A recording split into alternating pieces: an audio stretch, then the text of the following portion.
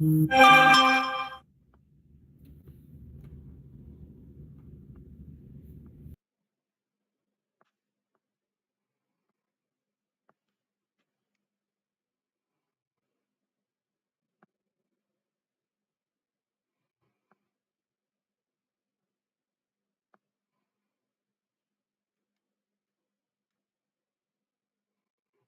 don't know if anybody's going to join tonight, but I want to tape it, but I'm going to take me off the screen because I am already laying down for the night.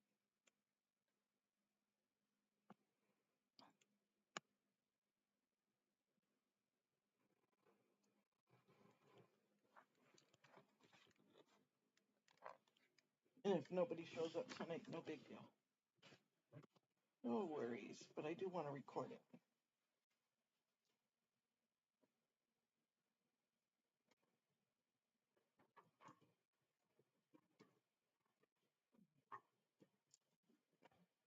This is usually a longer meeting because they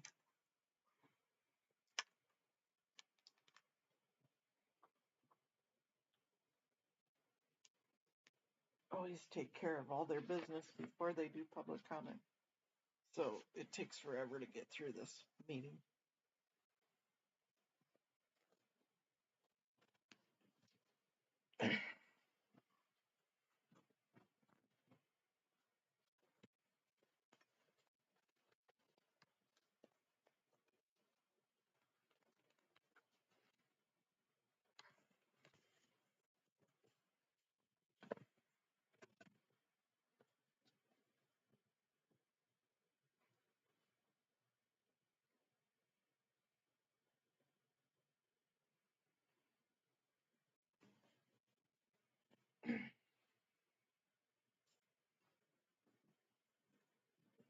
Buddy, you can't lay on my legs.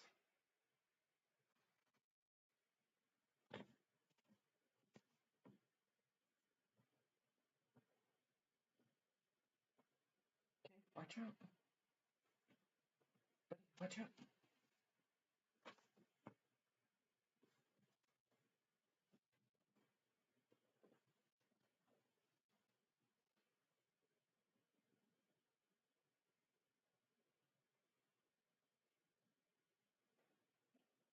Move.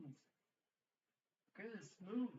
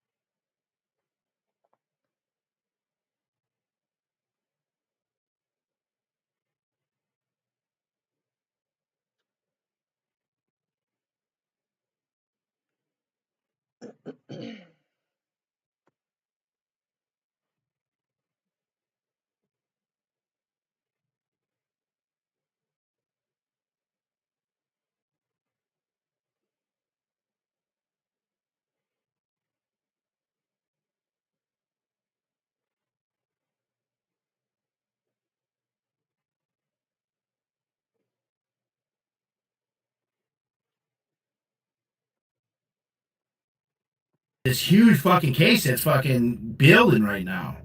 It's fucking huge. I have the head of Strike Against Drugs, one of their main anti-drug thing, who attacked me while I was cooking. I had another man accuse me of running over them with security. Security showed those videos. I have the security officer grabbing my phone and throwing it and taking possession of it, armed.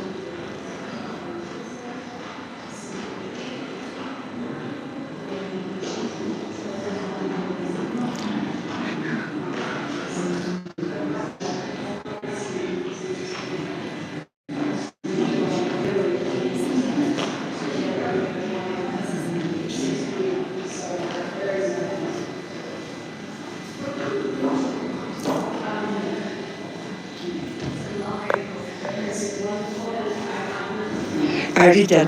Yep, thanks.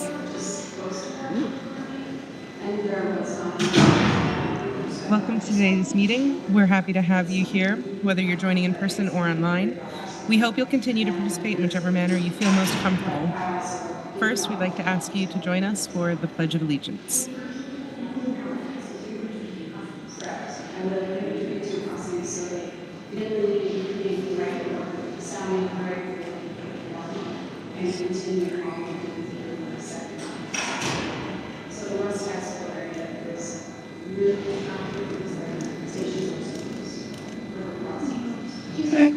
No, Thank you I'm again just for waiting for joining my other us. person. Before we move through the agenda, I want to quickly go through registration information and our rules and standards for our public meetings. We welcome everyone, and the council's goal is to make these meetings a place where everyone feels safe and comfortable participating in their local government. We invite everyone to help make this a welcoming space. A respectful and safe environment allows us to conduct the meeting in an orderly and efficient way. Our most basic rule is that any action that causes a disruption to our ability to conduct the meeting or any safety concern involving threats or unprotected speech are not allowed. These actions or comments may result in removal from the meeting. As a reminder of our public comment registration process, individuals may register to comment on scheduled public hearing items up until the hearing is closed. For general comment, will accept signups until 7:30 p.m. The general comment section is limited to a maximum of 1 hour and will only include commenters who register before 7:30 p.m. So if you're here to give general comments, please sign up and remember that it is possible not everyone who signed up may be able to speak. We'll move on to item A4, which is the approval of the work session and formal meeting minutes of October 1st, 2024. I'll look for a motion. Move for approval. Second. I have a motion from Councilmember Pui and a second from Dugan. Any discussion? I'll call the question. All those in favor? Aye. Aye. Any opposed? That's 5 affirmative with Lopez Chavez and Mono absent. This brings us to the public hearing section of our agenda. These are specific proposals before the council that require a public hearing. Your comments should pertain to the hearing item, and if you go off topic, we'll ask you to stop your comment. Our meeting rules apply to hearing comments as well. Please avoid disruptions or threats, or we'll ask a staff member to assist you out of the meeting. Also, comments that include profanity, personal attacks, intimidation, or discriminatory language are not persuasive or compelling to the council. They are not helpful in creating a respectful or safe environment. To sign up to comment on any of the hearing items, please register online or turn in a comment card to an in-person staff. We accept signups until the hearing item is closed. We will be calling the names in the order of sign-up. If you are on Zoom, please unmute your mic when your name is called. Each person will have 2 minutes. Please raise your hand in the room or on Zoom for staff assistance. If you're having technical issues in Zoom, our staff member, Ellie Tran, can assist you. If you reach the 2-minute mark, the host will announce time and your microphone will be muted. If you're unable to finish your comment, please share the rest via email, mail, or call our office. Contact information is listed at slccouncil.com. If you have a handout for the council, please notify council staff who will assist you. Our first public hearing item is B1 for a resolution regarding the Public Utilities Revenue Bond Series 2025. Before we begin taking comments, I'll turn the time over to Austin Kimmel, Council Policy Analyst, for a short introduction. Regarding the Department of Public Utilities' intent to issue a round of bonds up to $225 million to finance capital improvements for the water and sewer utilities. $99 million of the issuance will be dedicated to the sewer utility and used exclusively for the wastewater reclamation facility. $100 million of the issuance would be dedicated to the water utility for several infrastructure projects, including the City Creek Water Treatment Plant. On November 19th, the council voted to approve the bond parameters resolution, which kicked off a 30-day contest period, which this hearing falls within. Thanks. Thank you, Austin. Taylor, please start with our first public comment.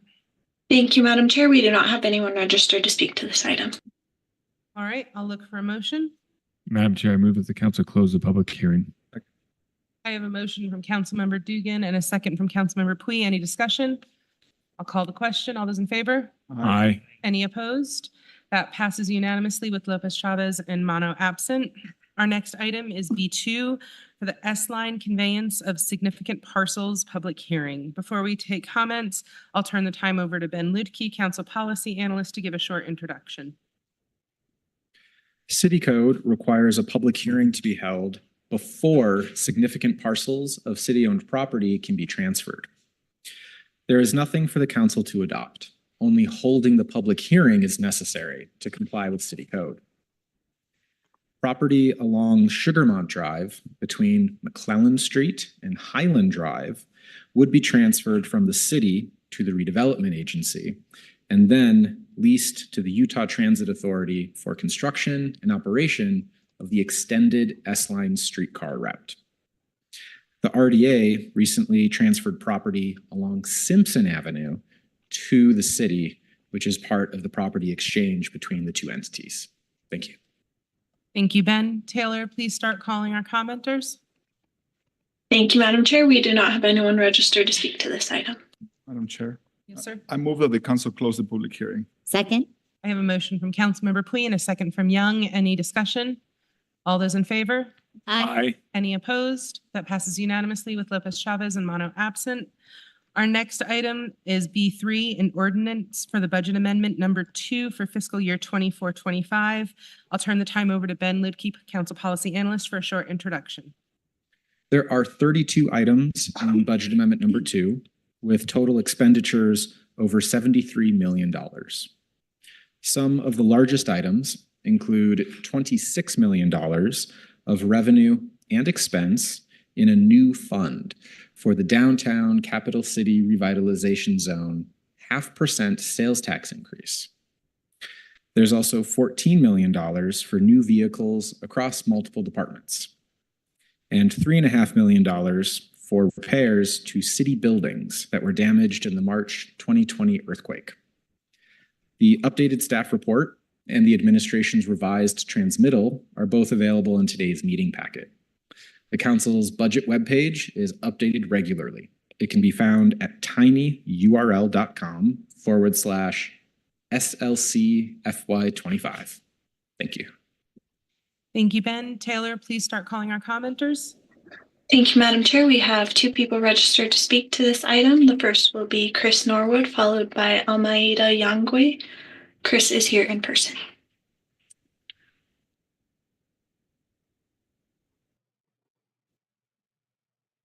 Did you want to speak to another item or just generally? Okay, Chris is going to speak at another time. And then we will hear from Almeida Yangui, who's here in person. Can you say the name again, please, Taylor?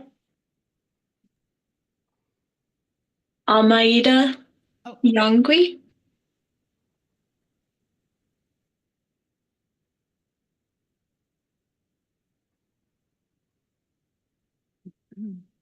Sorry, I was stuck behind the door. I'm here today speaking for the great ideas that are going to be implemented in my neighborhood. There's a lot of talk about this beautiful baseball field and how it would be. Can I pause you real quick?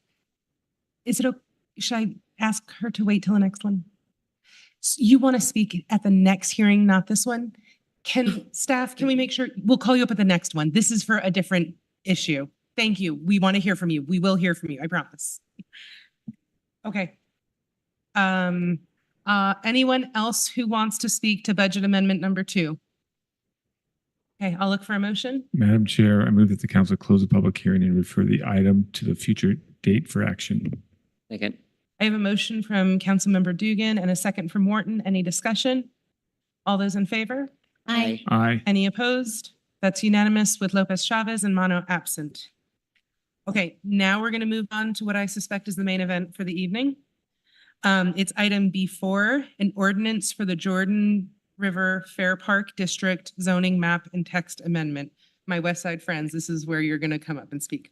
Before we begin, I'm going to turn the time over to Nick Tarbett, Council Deputy Director, to give a short introduction.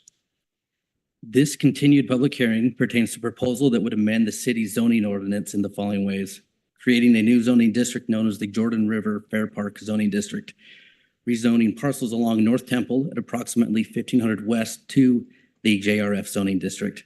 It would also create a development agreement with Salt Lake City and the property owner, Larry H. Miller Companies. This needs to be completed by December 31st, 2024 per state statute. Thank you, Nick. Taylor, will you begin calling commenters? Thank you, Madam Chair. We have 15 people registered to speak to this item. The first will be Bill Krim, followed by Andrew Marwick, and then Bernie Hart. Bill, you may now unmute. Good evening. My name is Bill Krim. I'm a Salt Lake City resident and CEO of United Way of Salt Lake.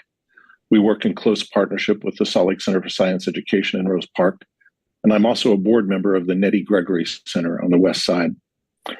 I appreciate the council's consideration of this proposed zoning change in the Power District and want to speak briefly to our experience working with the Larry H. Miller Corporation and the Larry and Gail Miller Family Philanthropies.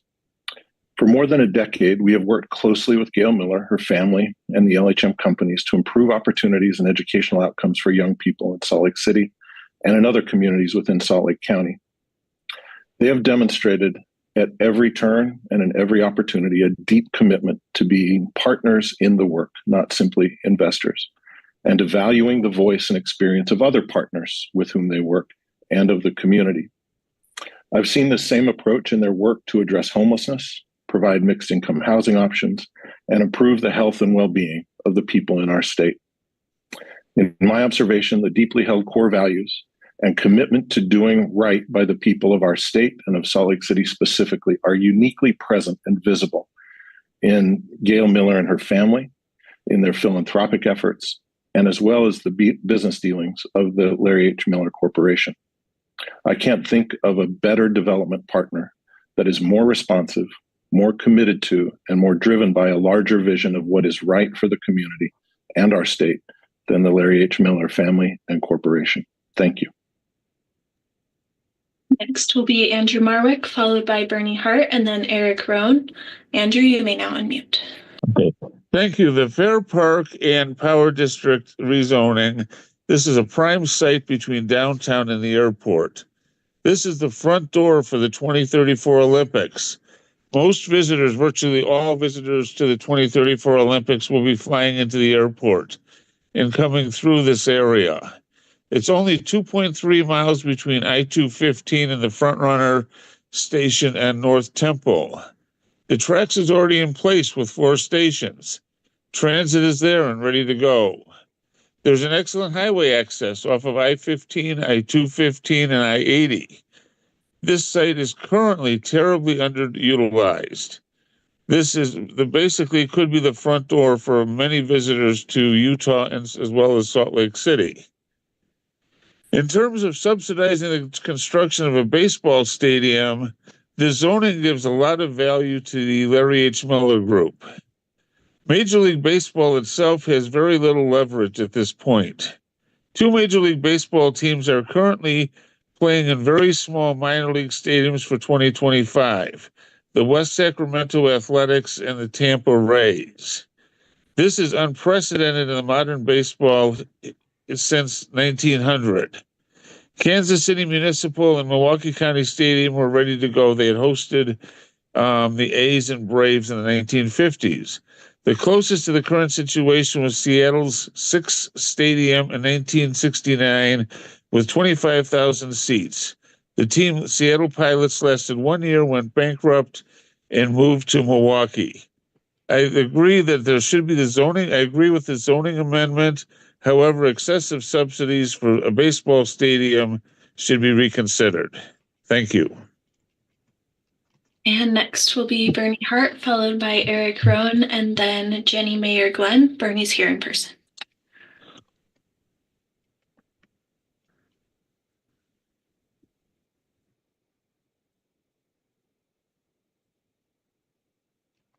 My name is Bernie Hart.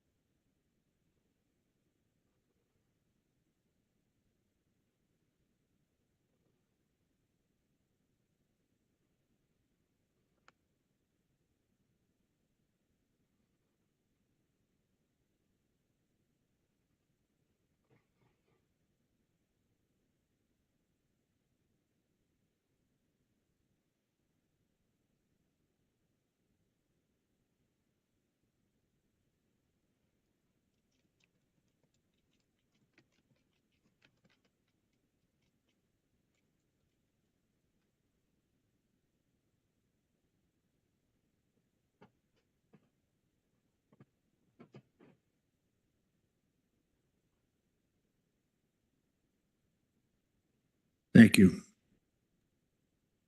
Next will be Eric Rohn, followed by Jenny Mayer Glenn, and then Kevin Park. Eric's here in person.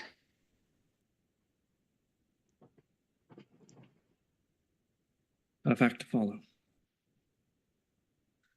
Good evening, council members. My name is Eric Rohn, and I'm honored to speak tonight on behalf of Guadalupe Center, an organization that has proudly served families on the west side of Salt Lake City for nearly 6 decades. Our mission is to transform lives through education, partnering with Utah families, many of them immigrants and refugees, who seek brighter futures for themselves and their children. We deeply admire the Larry H. and Gail Miller family for their long-standing commitment to enriching lives, especially here on the west side, where their own roots run deep. Their intentional, thoughtful approach to development reflects a respect for this community's resilience, cultural richness, and potential, qualities we see every day in the families we serve. Ethical development is about more than economic investment. It's about respecting the fabric of the community, honoring its history, and ensuring its people, particularly those historically overlooked, are empowered to participate in the opportunities being created. We at Guadalupe Center have witnessed firsthand the transformative power of investments made with care and intention, specifically from the Miller family. Their history of collaboration and community-driven solutions demonstrates the kind of partnerships that values and amplifies the strengths of underserved communities, rather than displacing or diminishing them. As you look to the future of the West Side, it's essential to include the voices of the people who call this area home. Their stories and perspectives should guide the path forward. We are confident that through collaboration, the Miller family will lead with the same inclusivity and care they've shown before. Thank you for the opportunity to reflect on how intentional, inclusive development can transform communities like ours for generations to come. We look forward to working together to ensure this bright vision becomes a reality. Thank you. And next will be Jenny Mayer Glenn, followed by Kevin Park, and then Jason Wessel. Jenny is here in person. Good evening. I'm speaking in support of the Jordan River Fair Park District rezone, peppered in hope and fear. I'm aware that the Larry H. Miller Real Estate Company has been collaborating with NeighborWorks Salt Lake and visiting community council meetings, most recently the West Side Coalition meeting, to hear from community members. And I'm sure that they've been hearing what I've been hearing, which again is hope and fear. Hope that what the community is hearing about the investment in the West Side will be real, and fear that this will increase property taxes on homes and also in rental properties, resulting in more people being pushed out of districts 1 and 2 into West Valley, Kearns, and Magna. But if we can keep our eye on mixed income housing, if we can keep our eye on workforce housing, we might have a chance to change what has happened across our city already. I hope that the efforts to hear the ideas and voice of the community continue and grow. As Maria Garcia said, their willingness to listen, engage, and adapt has been encouraging. It's not every day that we see such a collaborative effort, and we are grateful to have a meaningful seat at the table, helping to shape the vision for our neighborhoods. I believe that the solutions to the challenges facing Westside residents are not out of reach. And when we're proactive about bringing people together and listening to the ideas of the community and investing in those ideas, that we have better outcomes and we actually can make those changes. And if that's something that the Miller Company is doing and will continue to do, I think it can be a win. Let's see, where am I? They want to do things differently. The Larry H. Miller Company wants to do things differently, and this may really be our chance. An investment of this magnitude is unlike anything the site has seen and experienced, and can provide unprecedented opportunities. And next will be Kevin Park, followed by Jason Wessel, and then Courtney Reeser. Kevin is here in person.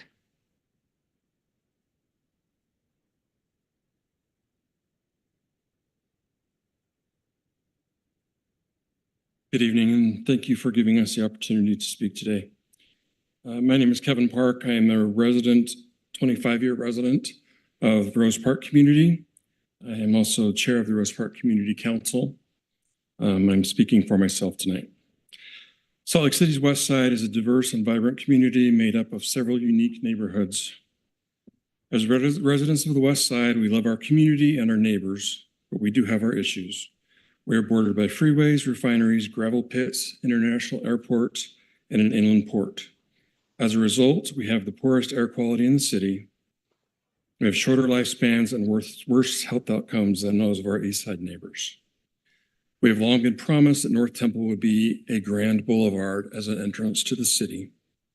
As taxes went up for businesses and residents of North Temple, and trailer lot rents for the local trailer parks went up dramatically, North Temple is still a mess.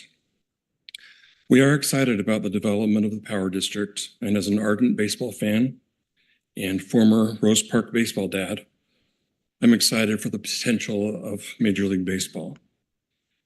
But I am concerned about being left behind as part of the development, having to contend with the additional traffic and pollution that comes with it, while watching from the outside as those with wealth enjoy the games and the amenities.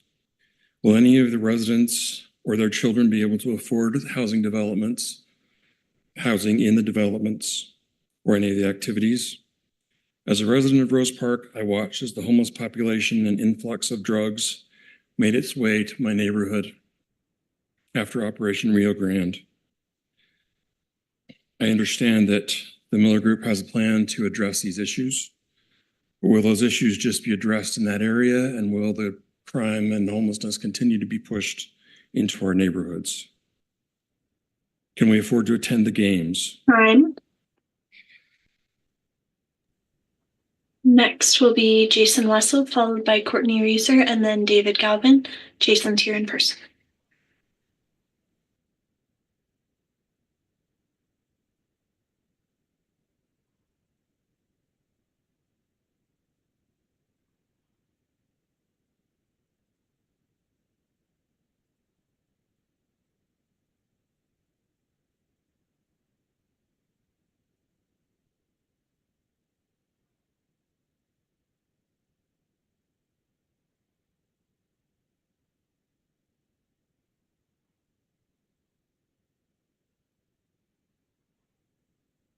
Second story.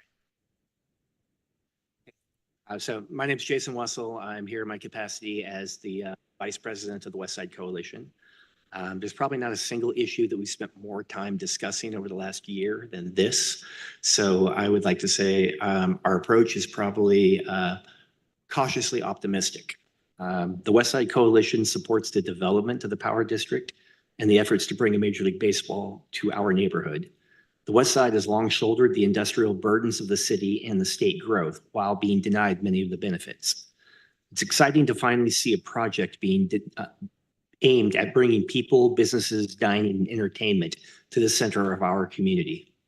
The West Side's future should be a place where people live, work, play, and thrive, and we hope this development will help bring about that future. We expect this development to be a major catalyst in building and achieving these goals. However, and it's a big caveat, it is vital that the current residents of the West Side and their children have a place in this new development. While welcoming new neighbors from all walks of life, we also need to ensure that working class families who built this city can continue to call the West Side home. We believe such mixed income housing will result in a stronger community of which we can all continue to be proud of. We therefore urge you to consider zoning and development policies that promote housing accessibility for working class families. We hope to see firm commitments to these priorities to reassure West Side residents of a shared vision. We look forward to working with you and other stakeholders to make the most of this rare opportunity. Thank you, and I guess I'm speaking on behalf of the entire West Side Coalition Board. Next will be Courtney Reeser, followed by David Galvin, and then Jennifer Nuttall. Courtney's here in person.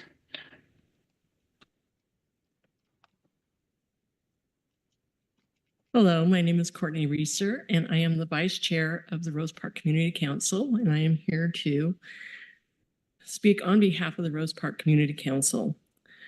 We join the West Side Coalition in supporting the development of the Power District and efforts to bring Major League Baseball to our communities. Salt Lake City has seen a flourish of cultural, entertainment, and economic development in the downtown and surrounding areas, while opportunities to attend most of these events are out of the budget for many West Side families. The Power District project has an opportunity to work with the West Side communities to provide entrepreneurial, cultural, housing, entertainment, and employment possibilities.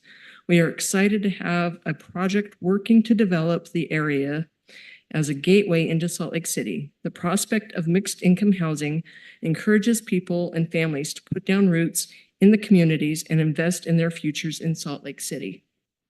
We are hopeful and fearful that the development partners of the Power District will continue to communicate with us and update our neighborhoods as stakeholders and allow us input on each stage of the progress of this endeavor. The Rose Park Community Council encourages the city to approve the planning and zoning policies to commit to this project that will strengthen and benefit the West Side and continue to bring to our beautiful city. The tide of economic and social development lifts all boats. Thank you. Next will be David Galvin, followed by Jennifer Nuttall, and then Josh Caldwell. David's here in person. Good evening, council members, Mayor. My name is David Galvan. I live in the Guadalupe neighborhood. I'm the proprietor of Mestizo Coffee House, a passion. I am a 40-year real estate broker, principal broker owner. I'm here representing the River District Business Alliance of Salt Lake City in support of the Larry H. Miller Real Estate. We're excited about the economic development opportunities that this project brings to our community. We, particularly along North Temple Corridor, which has served as a critical gateway to the West Side for years and years. One of the most exciting aspects of our collaboration with Larry H. Miller Real Estate is their openness and commitment to working with small business.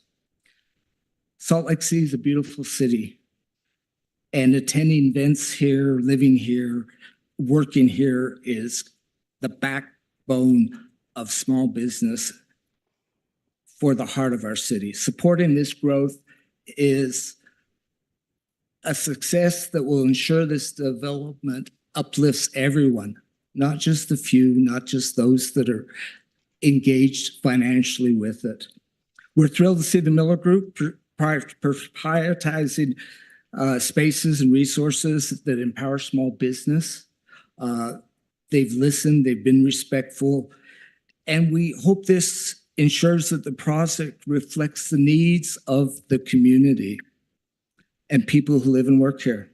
The North Tampa Corridor is poised for a much needed revival. Investments like this will add jobs, housing, and it will add pride to the neighborhood.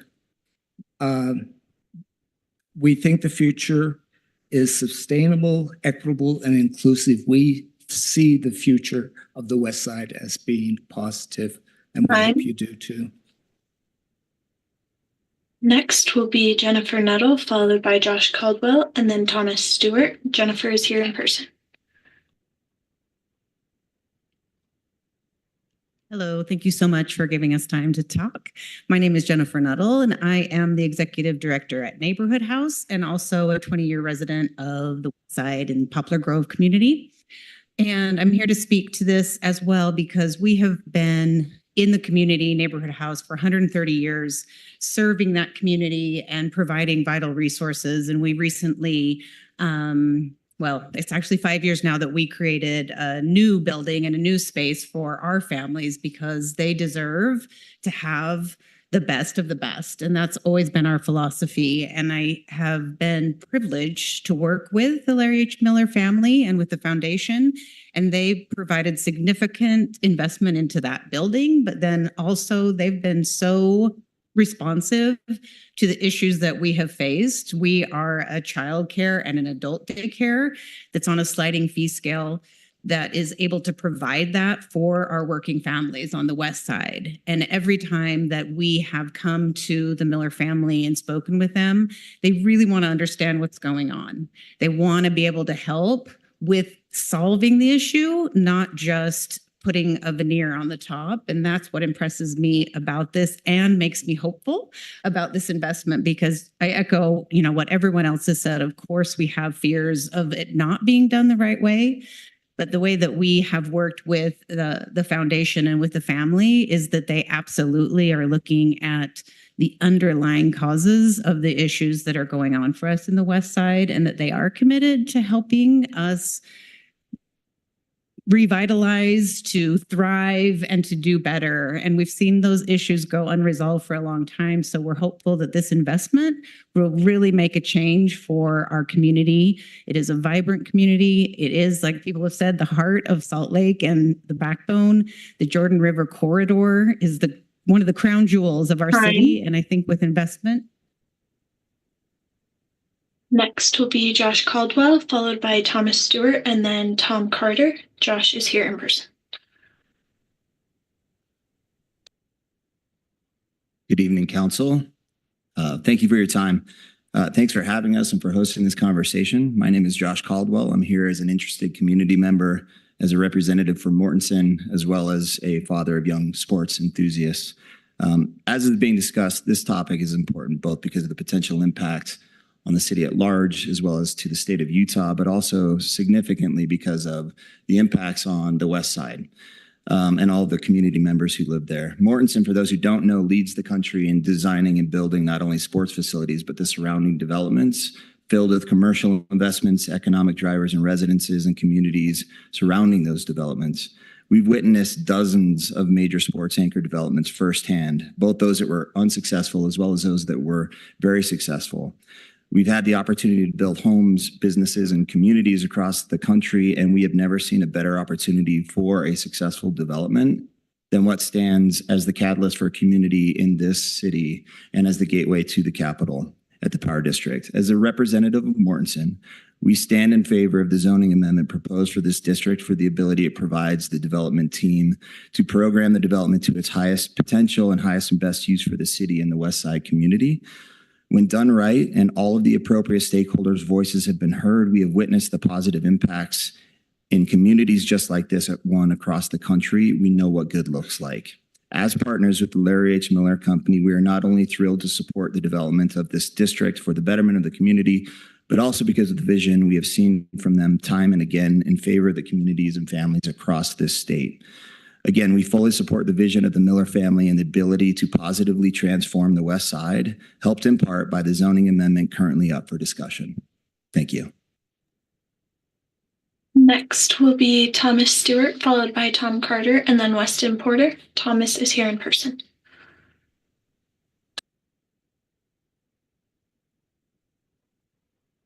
Good evening. I'm Thomas Stewart, current student at the University of Utah and longtime Salt Lake City resident, and possibly the youngest person in this room. But I'm excited to talk tonight about the Power District, and it's really important to me. I remember going to an Earth Day cleanup along the Jordan River and asking my dad if he thought those houses there might be a place where I could move my family into someday. We're beginning to be concerned that the Power District might simply be a power grab district for the wealthy property developers and for the Major League Baseball owners. A complete neighborhood must be a part of this crucial piece of the city. This neighborhood deserves better than just warehousing people into modern 400-foot tall apartment complexes. We need a complete community that will include equitable housing for everybody. Salt Lake is in desperate need of housing for young people, children, and especially families. Larry H. Miller Group knows what type of housing and infrastructure is required to draw in and accommodate youth and children. They've done it at Daybreak, and the Power District deserves an equitable mix of housing. Missing middle housing types are crucial for ownership to be possible, and the neighborhood not be only rentals. Affordable housing should be comparable to more progressive countries like England and France, which have almost 30% affordable mixed in their communities. This should be blind affordable housing, meaning it's mixed into the community. This can be a place where affordable worker housing can be purchased and rented by those moving to the community. Elementary schools, grocery stores, churches, playgrounds, and recreation areas should be a part of this neighborhood. This Christmas season, We just want to ask the question, if there's not room in this power district in for families, children, and for my small family someday. Thank you. Next will be Tom Carter, followed by Weston Porter, and then Almaida Yangwe. Tom is here in person. Good evening, council members. My name is Tom Carter, and I'm here representing Rocky Mountain Power. Rocky Mountain Power supports this zoning request. The Power District is a unique, one-of-a-kind generational development that will revitalize a key corridor to the city and be a catalyst for economic development on the Salt Lake City's west side. The company, our company, has been an integral part of Salt Lake City and its west side community since it began generating electricity on the company's North Temple site nearly a century ago. The new Rocky Mountain Power headquarters, anchoring the Power District development, will enhance our ability to continue to provide safe, reliable service to our customers, optimizing operations, disaster recovery, and business efficiency to better serve customers, while continuing a long-term commitment to this site and the community. This is an exciting project that will bring vibrant activation to a key part of our city, and we ask that you approve this zoning amendment. Thank you. Next will be Weston Porter, followed by Almaida Yangwe, and then Daniel Strong. Weston is here in person. Good evening, council members. My name is Weston Porter. I'm both a resident and an employee of the Fair Park neighborhood. I serve as the community programs manager for the Fair Park Family Learning Center, where we provide critical services to the west side. While I'm an employee of the Fair Park Family Learning Center tonight, I'm here as a resident and advocate for my community. As you consider rezoning of the Power District, I urge you to keep in mind the role our programming plays in supporting West Side families. The Fair Park Family Learning Center offers a wide range of programs, including digital literacy, financial literacy, family engagement workshops, and job skills assistance. These services directly empower our neighbors and help build a stronger, more resilient community. I'd also like to highlight some of the current challenges that thoughtful rezoning could address. For example, our youth programming at the Fair Park currently has to move halfway through the year to make room for the state fair. And we at the Fair Park Family Learning Center rent our space and share with the county, which is fine. We love our county neighbors.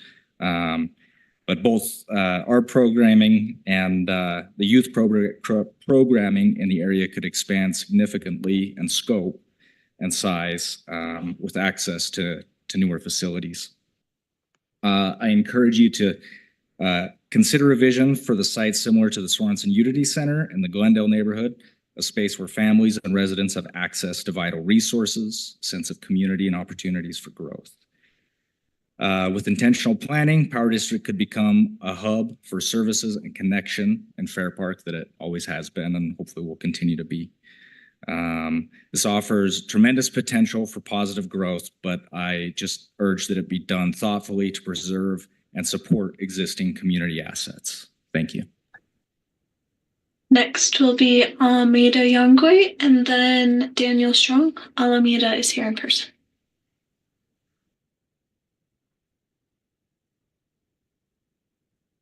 Hi for the second time. My name is Almaida Yanagi. I have been a resident of Westside neighborhoods for over 30 years. 4 generations of my family live in the Westside. And then as I'm hearing people speak of these beautiful projects that will be coming into my neighborhoods, I'm constantly asking myself, who this is a benefit to?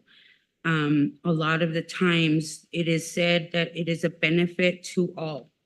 However, all does not include the voices of people that look like me or look like my family. We're usually kept out, not included. I please ask that while these projects are being put into place, that the voices that are of our community are heard and they're included. I don't want to hear of what's going to happen in my neighborhood. I want to be a part of the conversation. Thank you. And next will be Daniel Strong, who's here in person. Thank you, Daniel Strong, president of the West Side Coalition, resident of Rose Park for 13 years. I didn't know when I put in my comment card that so much of what I wanted to say would have been covered so well by the other speakers already, especially Jason from our coalition and Kevin and Courtney. Thank you. I guess I'll take my time instead to emphasize that we want to thank the city council, the mayor's office, and the Larry H. Miller Group for working collaboratively on the process to this stage. I think that's really important to lay a good foundation that these entities are collaborating with each other and also with the community, engaging the community. And we have felt heard through this process. You know, with the state and the city and a major corporation involved on our west side, we feel like there's some big fish swimming in our pond right now, but we've felt seen by them, and that's important. And we really hope and trust that continues. And, you know, trust is hard to come by on the west side. So I think it's a testament to all the work done so far that we are feeling hopeful about this project. I guess I'll say also just big picture, broadly speaking, about the coalition's perspective here. You know, the west side, as has been mentioned, has carried the burdens of the city and the state's growth for decades, the freeways, the railroads, the port, the other issues we deal with. And we've been denied many of the benefits of that over time as well. And as all those kind of industrial pieces that were put in place 50, 60 years ago are now having to grow again to accommodate continued growth in the state, we've seen kind of a scary vision of the future that the west side will just be choked out by these growing industrial burdens. And so this project is really essential because it provides an anchor for people and for families to come to the west side and make it a place where people live as a primary piece of its future. And so we hope that it continues along that vision. Thank you very much. That was the final registered commenter for this item. Thank you. Is there anyone else present who would care to speak to this? All right, I will look for a motion. Madam Chair, I move that the council close the public hearing and defer action to a future council meeting. Second. I have a motion from Councilmember Dugan and a second from Councilmember Pui. Any discussion? Over the last few months, I learned a lot about, the work that the foundation and the Larry H. Miller Group has done for the community. I also learned about the impact that they are doing to connect and hear our neighbors. We are in a legal exercise right now that has been set up by the state law, where the city as an entity with a private developer are negotiating in good faith and putting in writing some of those public benefits that we all share here in this meeting and in the previous meeting and the many emails and we are hopeful that this continued partnership ends up in an agreement that includes those things mentioned here: mixed income and workforce housing, maybe some discrimination protections, ensuring that the city doesn't have to raise taxes for infrastructure needs beyond this, and putting in paper this trust. And I'm thankful for everybody that has commented on this, and I'm looking forward for those that are working so hard in our administration and in our council and our attorney's office and in the other side to finish this and to bring it home for the sake of the community. So thank you, Madam Chair. Thank you. I'm also going to take a minute on this. We heard a lot about the developer, and I have to tell you, I'm really enthusiastic about this developer. They came long in advance of any legislation or any zoning request to start conversations. I literally watched them when I told them I don't want to be transformed. We're good as we are. I want to be catalyzed. I watched them write it on a board and change their verbiage and subsequent. I could not be more grateful for this sort of partner.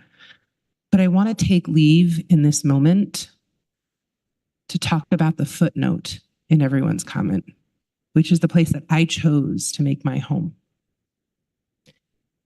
I've lived literally throughout the world. My dad was with the military. I grew up in Germany and Italy. I'm from New York, and I've been everywhere between Miami and Boston on the East Coast.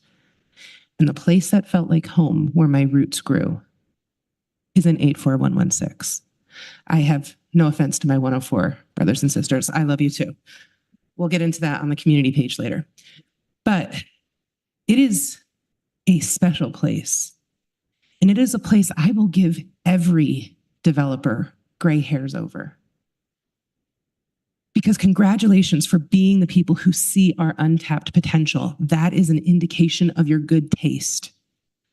But it is my neighbors' sweat and tears that gave you something to recognize. We had double and triple the COVID rates continuously because my people never stopped.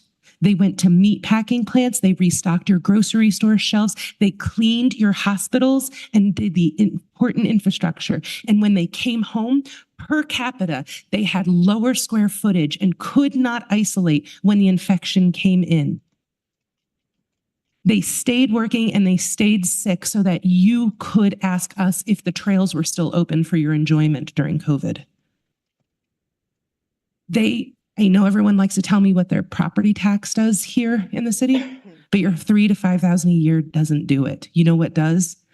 All of those warehouses out in District 1 and 2 where my neighbors work.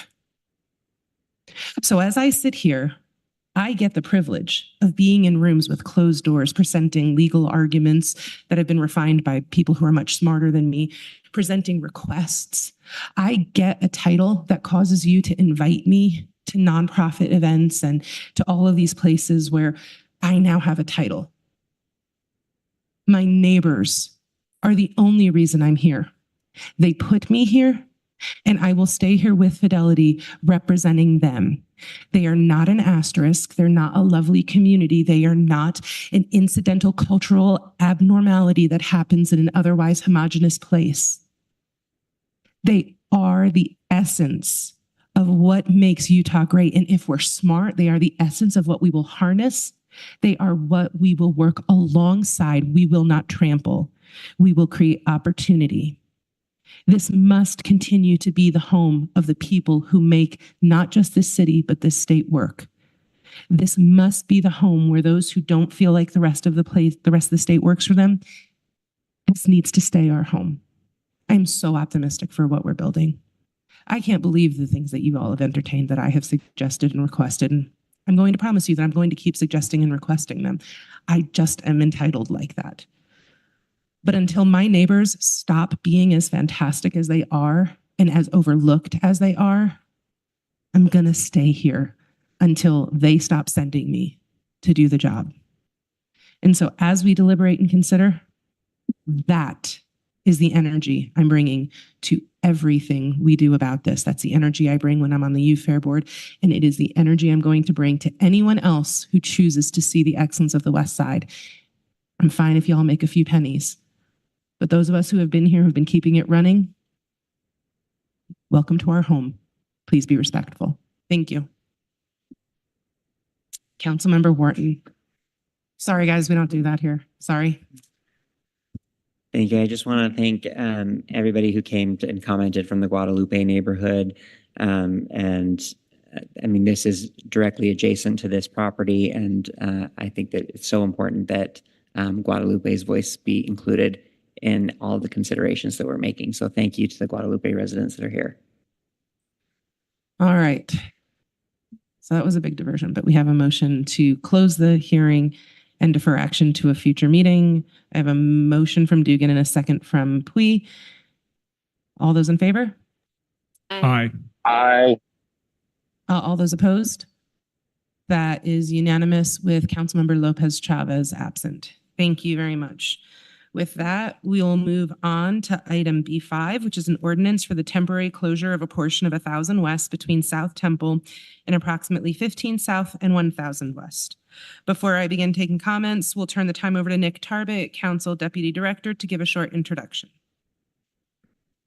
Thank you. This continued public hearing is for an ordinance that would temporarily close a segment of 1000 West between South Temple and 15 South to mitigate unsafe conditions.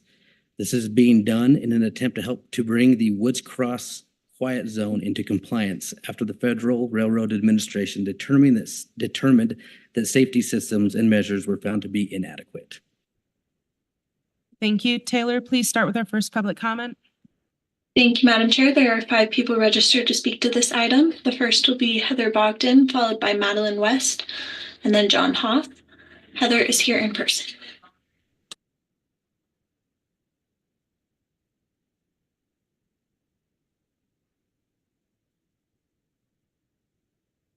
Hello, thank you for allowing me to join the council tonight. My name is Heather Bogdan, and I'm currently a resident in 84103, and I live on approximately 490 West, near West High School.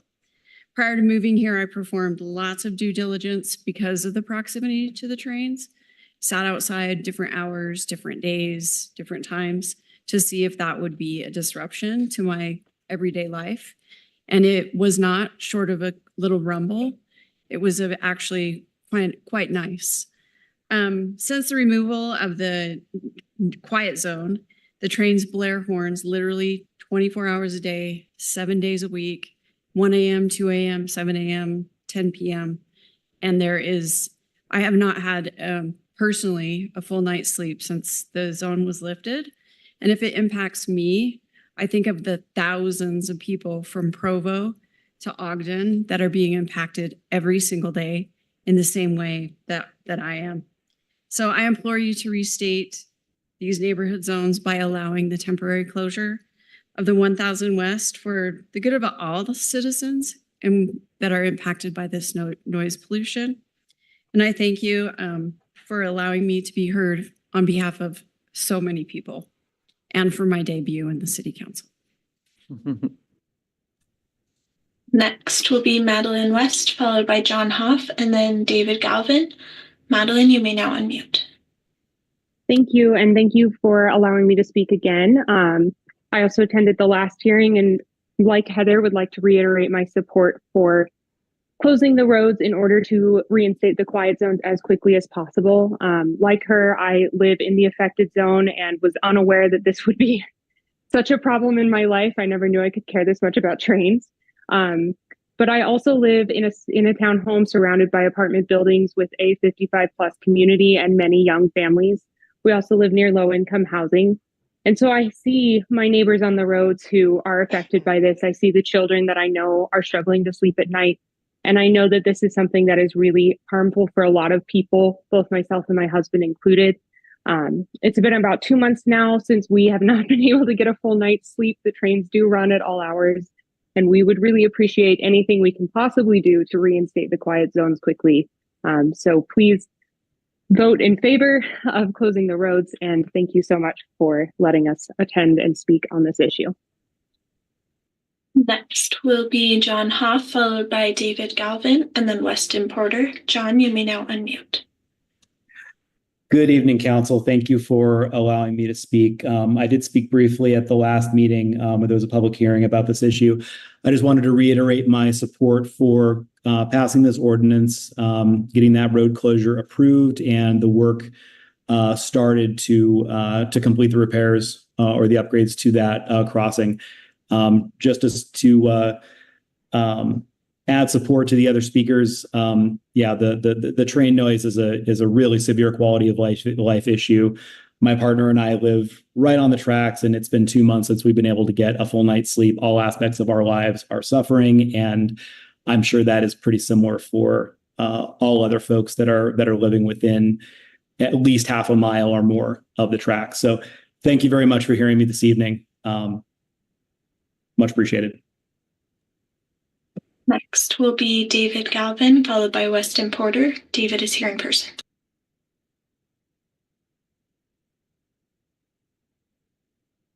David left, I think. I don't see him in here anymore. And next will be Weston Porter, who's here in person. I think I saw Weston leave as well. Weston? Yeah, he left. And that was the final registered commenter for this item. Anyone else want to speak? All right, I'll look for a motion. Madam Chair, I move that the council close the public hearing and adopt an ordinance temporarily closing a portion of 1000 West between South Temple and approximately 15 South. Second. I have a motion from Councilmember Hui and a second from Councilmember Dugan. Any discussion? All those in favor? Aye. Any opposed? Passes unanimously with Lopez Chavez absent. Thank God. All right. We now will move on to potential action items, and there are none. So now we'll move on to the questions for the mayor. Mayor, thank you for being here. Rachel, you too. Anyone have any questions for the mayor? All right, you're off the hook easy tonight. We're now on to the general comment portion of our agenda. This is for the public to comment on any city business not scheduled for a public hearing. This section is limited to a maximum of 1 hour and only for those individuals who registered to speak before 7:30. Our meeting rules apply to these general comments. Please avoid disruptions or threats, or we'll ask a staff member to assist you out of the meeting. Also, as a reminder, comments that include profanity, personal attacks, intimidation, or discriminatory language are not persuasive or compelling. They are not helpful to create a respectful or safe environment. To sign up to comment, please register online or turn in a comment card to in-person staff. We accept signups until 7:30. We'll be calling the names in the order of signups. If you're on Zoom, please unmute your mic when your name is called. Each person will have 2 minutes. Please raise your hand in the room or on Zoom for staff assistance. If you're having technical issues in Zoom, our staff member, Ellie Tran, can assist you. To help make sure that as many people as possible can speak during the hour, anyone in person should feel free to come up and stand in line when you hear your name called. Please also avoid interruptions so that we can use the time for as many people as possible. If you reach the 2-minute mark, the host will announce time and your microphone will be muted. If you're unable to finish your comment, please share the rest via email, mail, or call our office. Contact information is listed at slccouncil.com. If you have a handout for the council, please notify council staff who will assist you.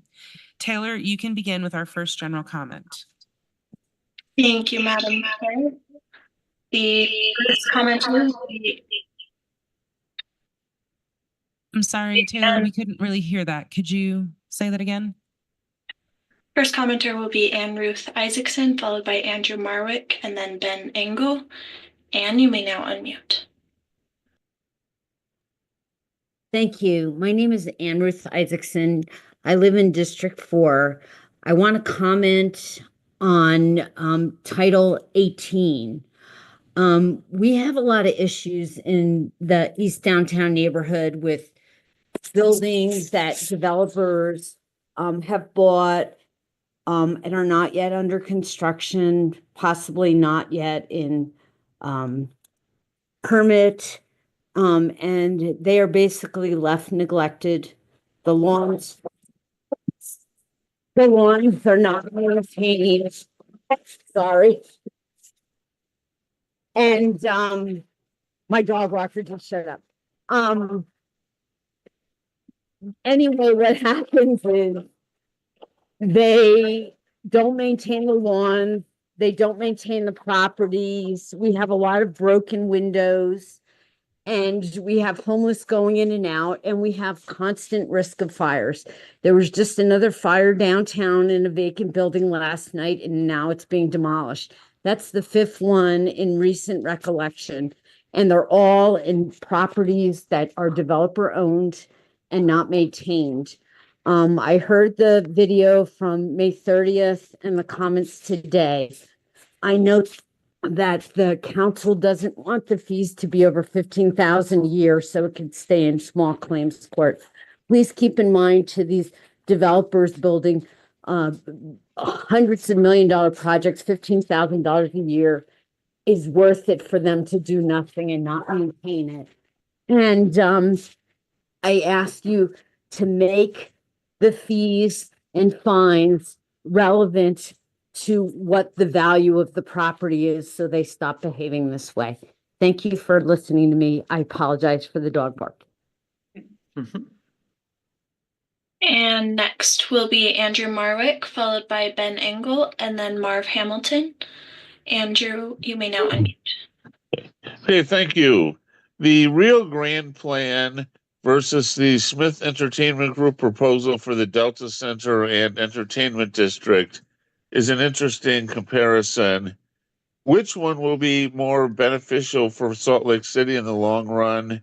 With again the focus on when the whole world will be focusing on Salt Lake City in 2034. The half-baked Delta Center plan from the Smith Entertainment Group was quickly thrown together when the Arizona Coyotes failed and quickly moved out of Arizona. Between now and 2034, there's still almost 10 years, over 9 years, to get things right. The schedule should focus on what is best for all Salt Lake City taxpayers and residents, not the Smith Entertainment Group. Take the time to figure it out. See how both the NHL and NBA and Salt Lake City works out. Will it succeed? Cleveland and Kansas City were the same size as Salt Lake City. The Cleveland hockey team, the Cleveland Barons, failed in 2 years. The Kansas City Scouts failed in 2 years as well. And a few years later, the Kansas City Kings moved to Sacramento, and neither NHL or NBA has been in Kansas City since. As far as the Rio Grande plan, Reno tried. It used to be that you went through Reno, the trains were blocking the tracks, it was dangerous. Ask anyone in Reno, has it been worth it to put the tracks in the trench? Everyone will tell you it's well worth it. It's been a huge improvement for downtown Reno. It's greatly improved downtown Reno, and it can do the same thing for Salt Lake City. Thank you. Next will be Ben Engel, followed by Marv Hamilton, and then Bernie Hart. Ben, you may now unmute. Hello, I'm Ben Engel. I live at the Hollywood Condos on 234 East 100 South. I'm encouraged about the Title 18 changes that we want to be able to fine developers for not maintaining their properties well enough. But I don't believe that those fines are, terribly discouraging. And I want to know what else it is that we can do to hold people responsible for maintaining properties that are in our neighborhoods. The blight that takes place affects us all. When we talk about the homelessness that we have in the area, it seems that if you didn't have a warm place to stay, if you were seeking shelter, you would most likely probably seek shelter in the places that are the most neglected, that are places that don't look like people care about them. I just feel that we need to keep these places safe, that they shouldn't be places where people are seeking shelter, go find shelter to be in an unsafe environment, to cause more fires. We have fires here very regularly. And while I'm very encouraged by some developers that are really trying to go the extra effort, that want to engage with our local communities and want to keep the streets safe.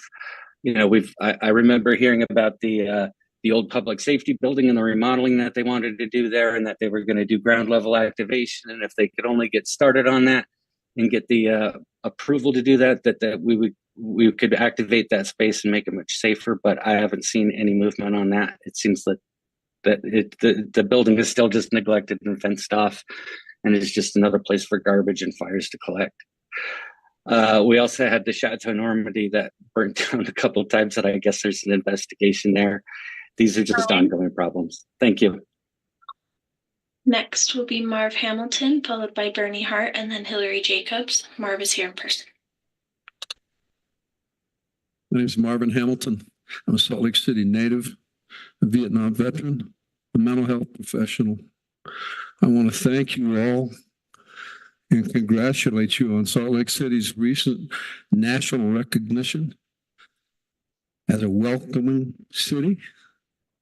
And to very briefly quote the mayor on KSL, on the 19th, Salt Lake City is a place where diversity thrives, and we are committed to ensuring that every individual, no matter their background, feels a sense of belonging here. Securing this status is a big step in breaking down barriers and creating pathways for everyone to call our city home. We will continue to build a community where everyone feels valued, heard, and welcomed. The Welcoming American organization has some pretty high standards, and some of their frameworks, one of their frameworks addresses the issue of safe communities. Welcoming communities prioritize safety for all residents, including immigrants. Policies and practices are in place that prevent discrimination. Strong, trusting relationships are built between immigrant residents and local safety services, such as law enforcement, fire departments, code enforcement, and emergency response. Two of the criteria that must be met for those are local law enforcement agencies do not have policies in place where the primary purpose is to detain or deport immigrants. And secondly, a policy is in place that clarifies the jurisdiction and separation between local law enforcement and federal immigration enforcement agencies. I have a lovely Hispanic church on my street. They are great neighbors, have been forever. Absolutely breaks my heart to think that some of these folks might be afraid, especially be afraid to come to church.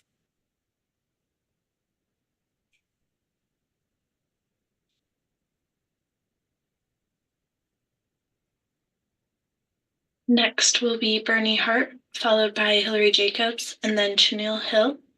Bernie is here in person.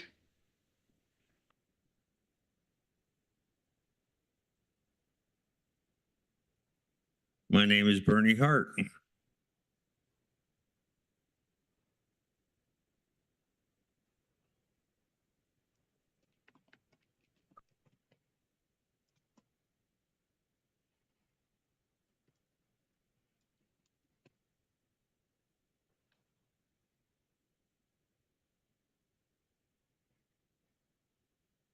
What I heard tonight was in this application for the ballpark and all that and all the development, all the good words about the Miller family and what they're doing to help the homeless and what the city is doing to help the homeless and all their good intentions. But over the last few years, I think the number of homeless have gone up. The number of homeless that the city is arresting is going up. The number of police officers we're hiring is going up. The solution to the Jordan River Parkway is more police, more jail time for people that are not participating in the conversation you're having about the uplifting of the West Side and all the good things that everybody is going to do on the West Side. And they make a lot of promises, a lot of good words, but nothing is happening. Nothing in a positive way to help the people living on our streets. Nothing.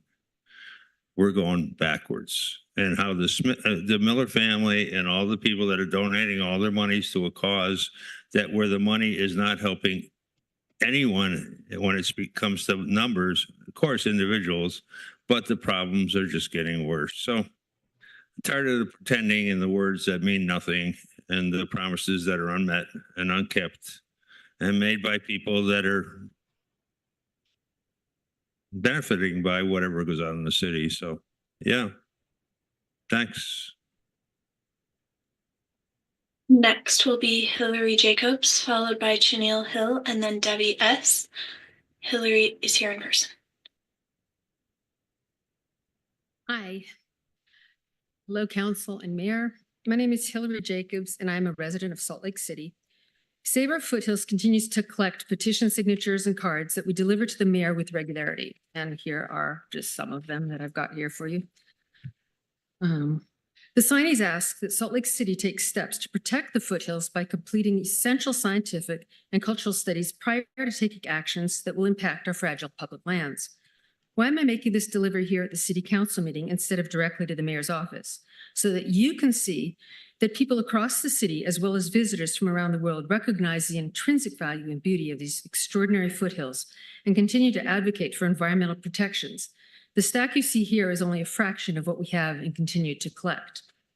As you know, Salt Lake City Public Utilities and Public Lands partnered with Rocky Mountain Power to upgrade power poles in Salt Lake City foothills.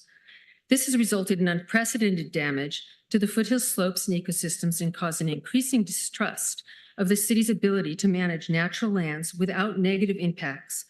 The negative impacts of the Rocky Mountain Power Project could have been prevented if the city had a comprehensive land use management plan clearly establishing the city's management priorities, setting forth specific management rules, and enforcing the rules to protect the lands. Without a land use management plan, public lands, the designated steward, is flailing in the dark, getting tripped by itself and others. The ecosystem suffers and no one is held accountable as one disaster unfolds after another. This pattern has to stop. The foothills are being irrevocably compromised. We must now ask ourselves, do the foothills have intrinsic value?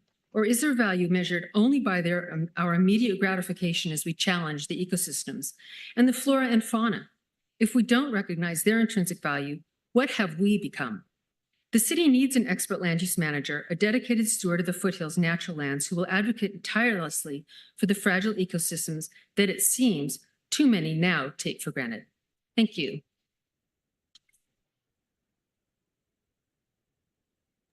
Next will be Chanel Hill, followed by Debbie S., and then Mona M. Chanel is here in person.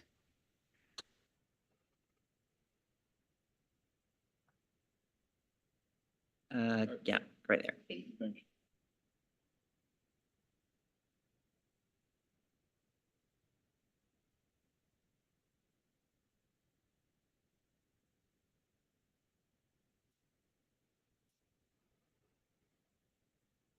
Church of Scientology.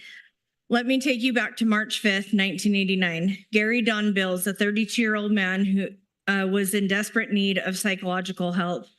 But instead of receiving the care he needed, he was influenced by Scientology, a group that rejects mental health treatment and therapy. For 2 years, Bills suffered hearing voices and spiraling into paranoia. Scientology didn't just deny him help, it turned him against his own parents, encouraging him to reject their love and support. Financially exploited and emotionally manipulated, Bills was burdened by the debt and consumed by fear. On the tragic day, his parents urged him to seek counseling. Instead of receiving their help, he snapped. Armed with a butcher knife and a gun he been carrying out his paranoia, Bill stabbed his mother repeatedly. When his father intervened, he stabbed his father, and then in the devastating act, Bill shot his father, leaving his mother injured and his family destroyed.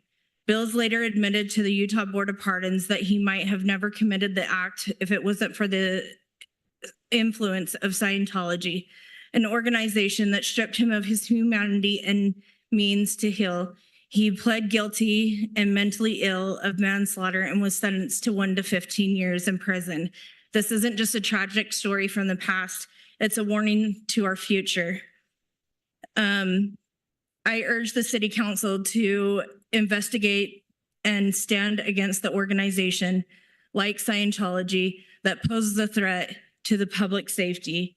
I also want to let the mayor's office and the city council know that you guys definitely need 2-ply toilet paper, because when we are in there and you are trying to pull, it's like a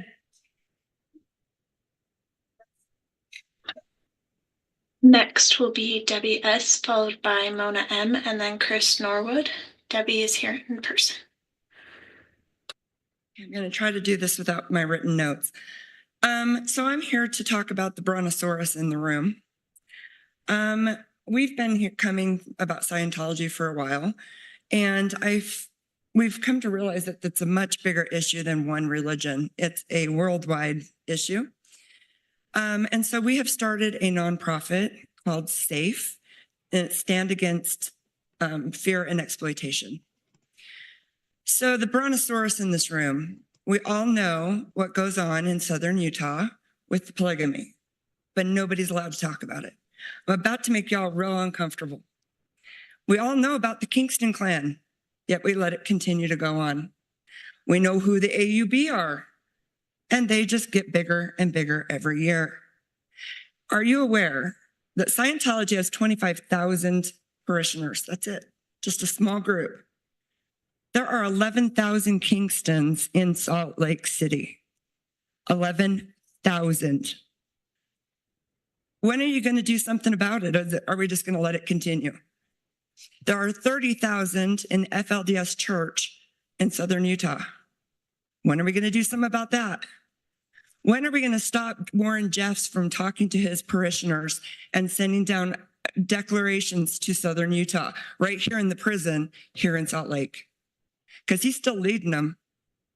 They have children missing and parents searching everywhere for their kids. The kids have all been removed as punishment for him being put in jail.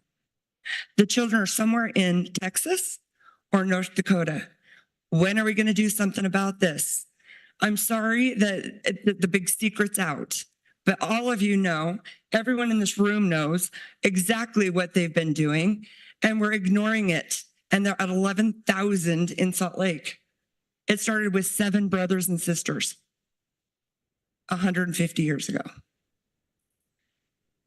It's not going to take very long for them to triple again and again and again. Next will be Mona M, followed by Chris Norwood, and then Oswaldo Ponce de Leon Landa. Mona, you may now unmute.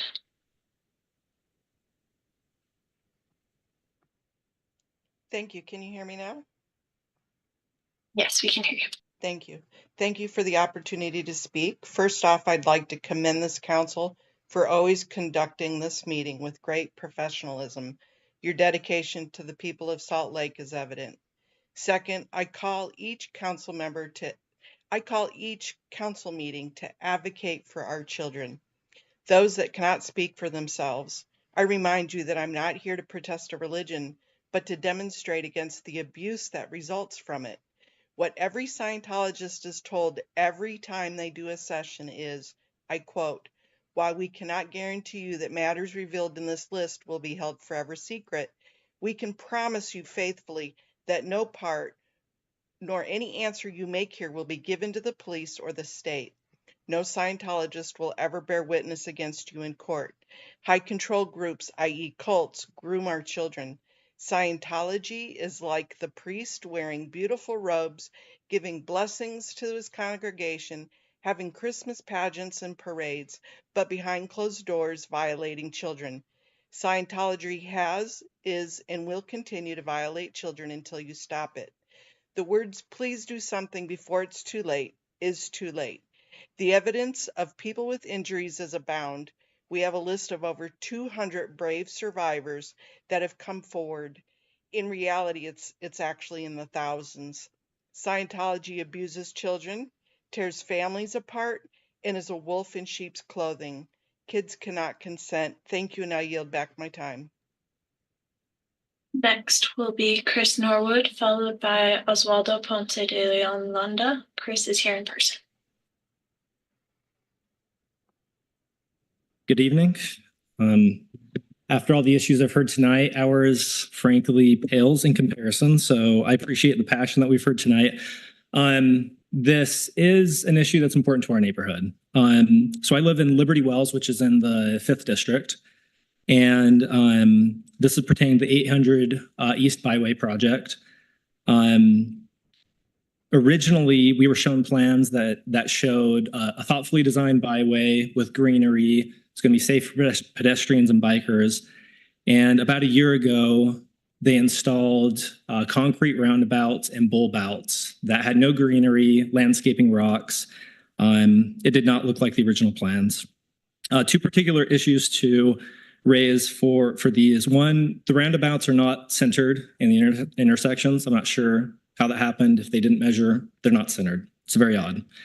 The second one is the bulbouts have landscaping rocks, which people build cairns in, which is very odd. I don't know why people are doing it in our neighborhood, but the fact that there are landscaping rocks doesn't help. In terms of safety, the roundabouts are so big that cars are forced into crosswalks, and it's kind of made the neighborhood less safe than more safe. And the bulbouts create narrow traffic lanes that kind of force cars into bikes, again, kind of defeating the purpose of the byway. Members of our neighborhood have emailed the individuals in charge of this at the city multiple times. We had an in-person meeting in May, so we've tried to fix the issue. The only thing that's been done last week, oversized roundabout signs were installed in the roundabouts, which frankly look very bad. They're way too big. They're disproportionate to the roundabouts. Our request is that simply greenery be installed into the bulb outs and to the roundabouts, make the neighborhood look quite a bit better.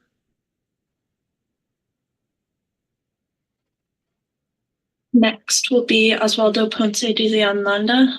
Oswaldo, you may now unmute.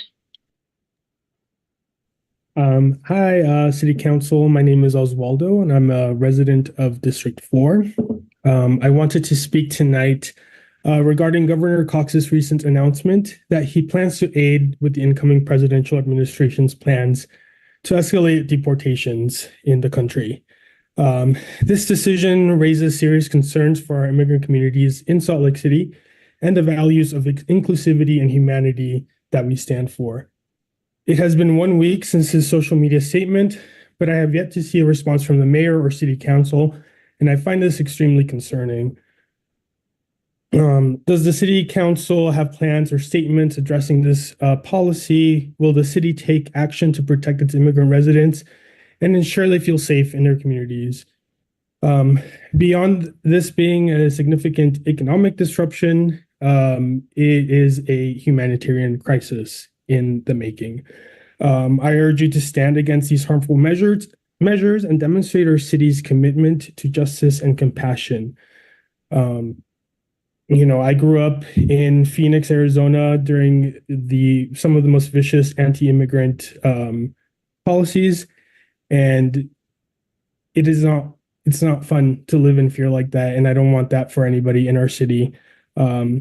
So yeah, thank you for your attention tonight on this matter, and I look forward to hearing what the council has, what plans the council has for this. Thank you.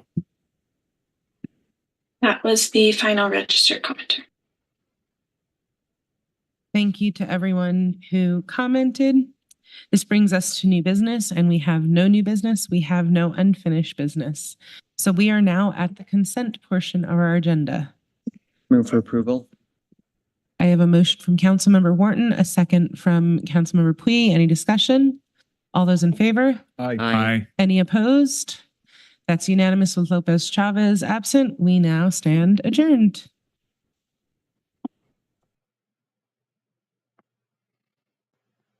Ta-da! Okay. That wasn't as painful as with some nights. We had to do a little bit of public comment on that zoning, but that wasn't too bad. Okay, what a long day. It is 10:25 here, and I am tired, you guys. I am going to try and get some sleep. Tomorrow, another fighting day with Public Works. As I roll my eyes. We'll see if they give me the accommodation tomorrow. Who knows? I'll ask them ahead of time and then see if they actually do it. Haven't heard back from the Department of Justice or the city attorney's office, but we'll see where it goes. Okay, much love to you guys. Good night, good night, good night. We'll see you tomorrow.